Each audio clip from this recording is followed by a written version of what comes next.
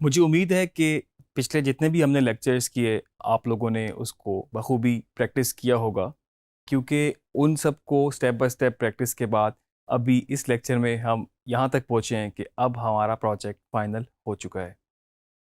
Project सारा edit हो गया है, हमने उसको ग्रेड भी कर दिया है। हमने जितनी भी उसमें कोई एलिमेंट्स ऐड करने थे, हमने कोई लोअर थर्ड्स ऐड करने थे, या कोई और भी किसी तरह की कोई भी ग्राफिकल चीज़ थी, टेक्स्ट थी, कैप्शंस थे, वो सब ऐड हो चुके हैं। अभी उसको हमने फाइनल एक्सपोर्ट करने से पहले एक नज़र फाइनल देखना भी होता है। क्या क्या चीज़ें हम देख सकते हैं, किन किन चीज़ों को हम दोबारा से ट्वीक कर सकते हैं, उसके बारे में जानते हैं।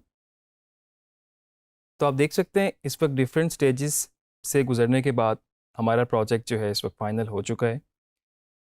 जहाँ पर जिस तरह का एडिट था, जहाँ पर जो भी ट्रीटमेंट था, कहीं पर मोन्टाज हो सकता है, कहीं पर कोई स्टोरी, कोई फीचर इंसर्ट हो सकता है, कहीं पर हमने ऑडियो का कुछ ट्रीटमेंट किया हो, कोई हमने बाहर किसी दूसरे सपोर्टिंग सॉफ्टवेयर से चीज़ ला के रखी हो, तो वो सारी चीज़ें इस वक्त टाइमलाइन पे मौजूद हैं। आप लोगों ने इसको करना है एक्सपोर्ट। एक्सपोर्ट किस तरह करते हैं, फॉर्मेट्स क्या क्या हो सकते हैं, उसको हम नेक्स्ट लेक्चर में डिस्कस करेंगे। लेकिन उससे पहले मैं आपको बता दूं कि आप किस किस तरह से इसको चेक कर सकते हैं कि आपकी सारी चीज़ें जिस तरह से आपने एडिट किया है बिल्कुल एज इट इज़ वैसी हैं। दो चीज़ों में इसको हम डिवाइड करते हैं। सबसे पहले तो आप विजुअली इसको क्विक गो थ्रू कर सकते हैं कि कहीं पर कोई चीज़ आपको ऑफलाइन, कहीं पर कोई चीज़ लिंक कराने की ज़रूरत हो, कहीं पर कोई ट्रांजिशन कोई मिस ना हो रही हो, और अगर कहीं पर कुछ इस तरह की चीज़ हो रही है तो आप उसको साथ साथ ही कर सकते हैं। एक तो मैं सबसे पहले आपको रिकमेंड करूंगा कि आपने जब फाइनल कर लिया है तो आप उसका एक फाइनल प्रीव्यू करेंगे टाइमलाइन से ही। मतलब पूरा आपका जो भी प्रोजेक्ट होगा, जो भी एपिसोड होगी, उसको आप पूरा प्रीव्यू करेंगे और उसको देखने के साथ साथ आप सुनेंगे भी, क्योंकि बहुत ज़रूरी है कि आपकी ऑडियो भी बैलेंस हो और प्रॉपर सिंक्ड हो, प्लेस्ड हो चीज़ों के साथ, और उसकी मिक्स एंड मास्टरिंग भी हुई भी हो। तो अगर मैं क्विकली इसको मैंने प्रीव्यू कर लिया तो मुझे काफ़ी हद तक चीज़ें क्लियर हो गई, साथ साथ मैंने चीज़ें चेंजेस कर ली, और मैं इसको देख लूँ बीच में कुछ पोर्शन जिस तरह के आप देख सकते हैं इस वक्त यहाँ पर ये रेड है, तो इसका मतलब ये है कि यहाँ पर आपके पास कोई चीज़ रेंडर होने वाली है। तो आप इन चीज़ों को फिक्स कर सकते हैं। अगर कोई चीज़ ऑफलाइन है या फिर कोई इफेक्ट इस तरह का है जो कि आपने रेंडर करना है, तो आप अपना इन आउट लगाएंगे इसमें। पूरे एपिसोड पे बेशक आप लगा सकते हैं।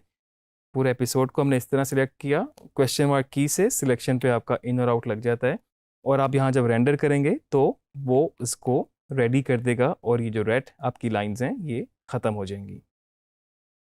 आप क्विकली गो थ्रू भी कर सकते हैं कि कहीं पर कोई चीज़ इस तरह की तो नहीं है। आप सेगमेंट वाइज देख सकते हैं, आपने जिस तरह डिविजनिंग की हुई हो, अगर कहीं पर कोई चेंज ओवर आ रहा है, कहीं पर कोई ट्रांजिशन है, तो वो कोई मिस तो नहीं है। और इस तरह से देखने के बाद आप अपने नेक्स्ट स्टेप ऑडियो की तरफ जा सकते हैं। तो ऑडियो पे आप देख सकते हैं आपके पास यहाँ पर ट्रैक मिक्सर आ रहा है। आपने अपने ऑडियो लेवल्स देख लिए And it takes immense level of dedication, commitment, and faith on और इस वक्त ओवरऑल लेवल आपस में बैलेंस हैं, लेकिन थोड़े से ऊपर जा रहे हैं। ऑडियो के ट्रीटमेंट के लिए मैं अक्सर यूज़ करता हूँ कि मैं इसको टाइमलाइन आपको ज़्यादा चाहिए होती है, कंट्रोल ज़्यादा, तो मैं इसको इस तरह मूव कर सकता हूँ। या कई दफ़ा मुझे ऐसा भी करना होता है कि मैं इसको फुल स्क्रीन करूँ और ऑल्ट प्लस के साथ मैं इसको इस तरह से वर्टिकली जूम कर सकता हूँ। और जहाँ पर मुझे कोई ट्रीटमेंट करना हो या एडजस्टमेंट करनी हो तो वहाँ पर मैं ऑडियो को डिटेल में काम कर सकता हूँ। टिल्डा की से दोबारा मैं इस पे जाऊँगा क्योंकि मुझे साथ में और सपोर्टिंग ख़ास तौर पे ये ऑडियो मीटर भी चाहिए, और इस वक्त मेरी नज़र जो है वो विजुअल्स पे कम है, ऑडियो पे ज़्यादा है। यहाँ पर ये जो वीडियो लेयर्स है इसको भी मैं ऊपर कर सकता हूँ, और अगर मेरा फर्दर कोई ट्रीटमेंट चल रहा है ऑडियो का तो वो मैं इस फॉर्म में कर सकता हूँ। इसको दोबारा वापस उसी फॉर्म में ले जाने के लिए मैं यहाँ से विंडो वर्क स्पेस पे जाऊँगा और इसको रीसेट टू सेफ लेआउट करूँगा, तो वो सारी पोजीशनिंग वैसी अपनी जगह पे वापस हो जाएगी। जैसे कि मैंने आपको बताया कि मुझे ऑडियो मीटर्स चाहिए, और ऑडियो मीटर्स पे लेवल देखने के बाद मेरे पास, मैं आपको एक टिप यहाँ पर और दे देता हूँ, एक आपके पास यहाँ पर ट्रैक मिक्सर भी मौजूद है।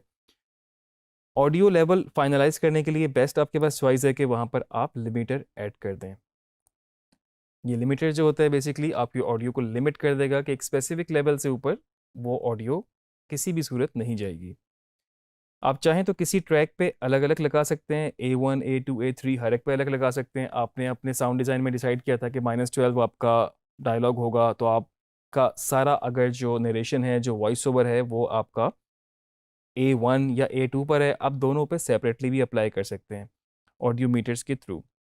ऑडियो मीटर्स मैं यहाँ से विंडोज़ के टैब से जाके ले आया और आप देख सकते हैं, इसको मैं थोड़ा सा एक्सपेंड कर लेता हूँ ताकि आपको बेहतर नज़र आ सके। तो आप देख सकते हैं आपके पास यहाँ पर जितने भी ट्रैक्स हैं वो यहाँ पर आपको विजिबल हो रहे हैं। आप इनके लेवल यहाँ से भी कम या ज़्यादा कर सकते हैं। ऑब्वियसली यहाँ से मैं रिकमेंड आपको इसलिए नहीं करूँगा क्योंकि अगर आपने इसको कम कर दिया तो जो लेवल कम होगा वो कम ही रह जाएगा और जो ज़्यादा होगा वो कम हो जाएगा। तो इसका मतलब ये है कि आपके पास इंडिविजुअल क्लिप्स हैं तो आप इस तरह से इस अप्रोच से नहीं जा सकते। आप थोड़ा सा उसको वैसे ही ज़्यादा रख दें, लेकिन उसके बाद हम यहाँ पर इस पे लिमिटर लगाते हैं। एक छोटा सा यहाँ पर आपको ये एरो नज़र आ रहा है, ड्रॉप डाउन मेन्यू यहाँ पे खुलेगा आपके पास। आप इसको नीचे करेंगे तो आपके पास इस तरह से ये अलग-अलग छोटे-छोटे मेन्यू नज़र आ रहे हैं आपको। इसको आप खोलेंगे तो जो भी आपके पास ऑडियो इफ़ेक्ट्स होते हैं वो आप इनके ऊपर अप्लाई कर सकते हैं। अगर हमने पूरे ओवरऑल सारे प्रोजेक्ट पे एक ही इफ़ेक्ट लगाना है, जो कि इस वक्त हम लगाने लगे हैं लिमिटर, तो आपके पास सबसे लास्ट में मिक्स ट्रैक आ रहा है और इसको आप यहाँ से इसमें जाएंगे। साथ में आपके पास यहाँ पर डायनामिक्स का इफ़ेक्ट मौजूद है। यहाँ से डायनामिक लग गया। इस डायनामिक पे मैं डबल क्लिक करूँगा तो उसकी फर्दर प्रॉपर्टीज़ खुल जाएंगी। ये आप डायनामिक इंडिविजुअल क्लिप पे भी लगा सकते हैं, लेकिन इस वक्त हम पूरी मास्टर जो मिक्स फाइल है उसके ऊपर इसको अप्लाई कर रहे हैं। तो इसकी बाकी सारी सेटिंग्स के साथ साथ इसमें एक लिमिटर की ऑप्शन भी मौजूद है। इस लिमिटर को अगर मैं चेक कर दूंगा तो यहाँ पर मैं ये लिमिटर अप्लाई कर सकता हूँ। यहाँ पर वैल्यू कोई भी हो, जहाँ तक मैंने इसकी लिमिट लगानी है ऑडियो की वो मैं यहाँ पर रख सकता हूँ। अगर मुझे -6 से नीचे ऑडियो रखनी है तो मे बी मैं -8 पे जा सकता हूँ या -10 पे जा सकता हूँ। अब इस वक्त जो -10 dB है, अगर मैं यहाँ पे डिसाइड करता हूँ इसको और यहाँ से इसको मैं क्रॉस कर देता हूँ, तो इस वक्त जो आपके ऑडियो मीटर्स हैं उसमें ये -10 से ऊपर लेवल आपका ऑडियो नहीं जाएगा। अब ये हम इसको प्ले करके चेक करते हैं। Youth who want to excel in their esports career.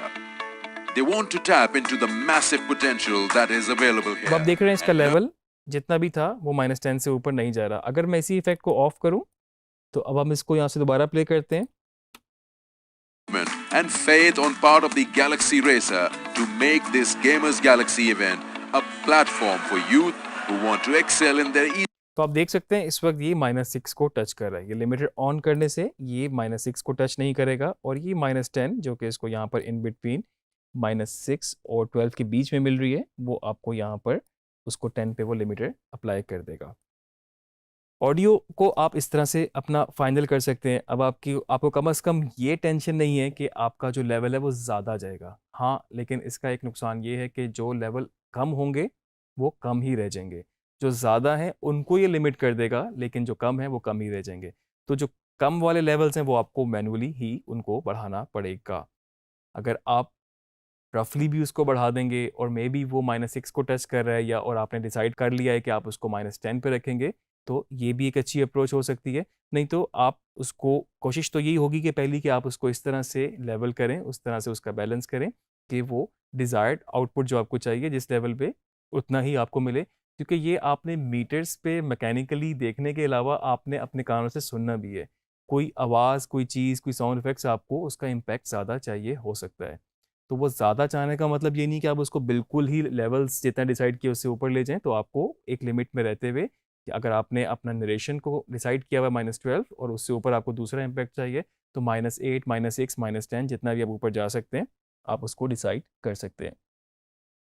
तो इस तरह से आपने ऑडियो भी चेक कर ली। अब मेरे पास यहाँ पर टाइमलाइन पे जो फाइनल फाइल मौजूद है, मैं शिफ्ट माइनस करूँगा तो इस वक्त मेरे पास टाइमलाइन पे सारी ऑडियो और वीडियो मेरे पास बिल्कुल छोटी वर्टिकल ज़ूम आउट हो गई है। शिफ्ट प्लस से ये इसको इस तरह ज़ूम कर देता है, शिफ्ट माइनस से ये आपको माइनस कर देता है। और ऑडियो के बाद आप यहाँ पर एक दफ़ा इसके कलर को भी देख लें, क्योंकि हमने तो यहाँ एडजस्टमेंट लेयर यूज़ की हुई है और नीचे कुछ क्लिप्स पे हमने बेसिक करेक्शन भी यूज़ की हुई है।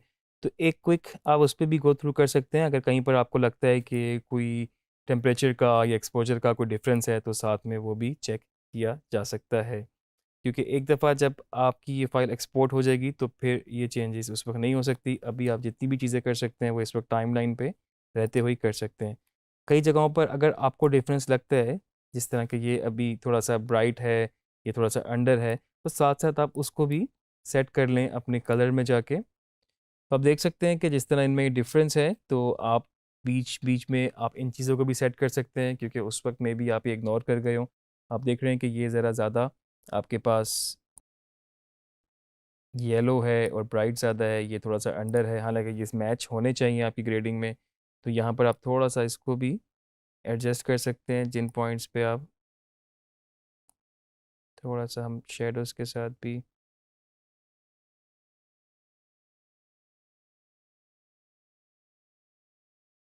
और दोनों में डिफरेंस था जो कि अब काफ़ी हद तक मैच हो चुके हैं। तो इस तरह की जो भी आपकी करेक्शंस है, जो भी ट्विकिंग है आपकी कलर के हवाले से भी, वो फाइनल चेक में हो सकती हैं। इस चीज़ को ज़रूर माइंड में रखिएगा कि एडिटिंग जो है वो एक फ्रस्ट्रेटिंग प्रोसेस हो सकता है। आपको बिल्कुल इसमें फ्रस्ट्रेट नहीं होना, और पेशेंस मुझे लगता है बहुत ज़रूरी है। किसी भी स्टेज पे जाके आपको चेंज करना पड़ सकता है, किसी भी स्टेज पे जाके कोई मेजर आपका अमेंडमेंट हो सकती है, कोई रिप्लेसमेंट हो सकती है, या फिर इस तरह की करेक्शन भी हो सकती है। ये सारी चीज़ें चेक करने के बाद आपका प्रोजेक्ट रेडी होता है, जो कि एक्सपोर्ट होता है, और एक्सपोर्ट में आपके पास ये सारी जो चीज़ें, इस वक्त आपने क्लिप्स को जोड़ा हुआ है, जिस तरह से जो जो ट्रीटमेंट, जो जो टेक्निक्स आपने यूज़ की हुई है, और उसमें वो फाइनल एक फ़ाइल के अंदर कन्वर्ट हो जाता है। इसमें बिल्कुल आप कॉम्प्रोमाइज़ ना करें, जहाँ पर आपको लगता है कि कोई चीज़ हो सकती है, और अगर आपका टाइम लग भी रहा हो, ज़्यादा एफर्ट एनर्जी लग रही हो, तो बिल्कुल उसको लगाएं, क्योंकि यू नेवर नो कि एक दफ़ा जब चीज़ एक्सपोर्ट हो जाती है तो उसका कहाँ-कहाँ इम्पैक्ट होगा, कहाँ-कहाँ होगा, तो कल को आपको रिग्रेट ना हो कि मुझे ये कलर करेक्शन बेहतर कर लेनी चाहिए थी, या फिर ये शॉट बैलेंस नहीं है, मुझे बैलेंस कर लेना चाहिए था। तो इस तरह से आप बिल्कुल जो है, आपके पास उसी वक्त मौका है जब तक आपके पास टाइमलाइन पे मौजूद है। फर्दर ये भी होता है कि जितना बड़ा प्रोजेक्ट होता है, उसका रॉ फुटेज सँभालना, उसको रखना भी वो लॉन्ग टर्म इतना पॉसिबल नहीं होता। तो आपको उसी वक्त उसको कंपाइल करके, फाइनल करके, एडिट करके, एक्सपोर्ट करके फाइनल फाइल्स रखनी होती हैं, और मे बी रॉ फाइल्स आपको फिर बाद में डिलीट करनी पड़ जाएँ। ये कुछ स्टेप्स थे, कुछ चीज़ें थी, और इसमें बहुत सारी टिप्स भी थी कि किस तरीके से आप फाइनल चेक कर सकते हैं अपने प्रोजेक्ट को, और इस फाइनल चेक करने के बाद आप इसको फाइनल एक्सपोर्ट करते हैं। मुझे उम्मीद है कि आपको ये सारी चीज़ें बेहतरीन तरीके से समझ आई होंगी, और आप अपनी प्रैक्टिसेस में इस सारी चीज़ों को, इन सारे स्टेप्स को हिस्सा बनाएँगे, और फर्दर आगे मज़ीद चीज़ें सीखते जाएँगे।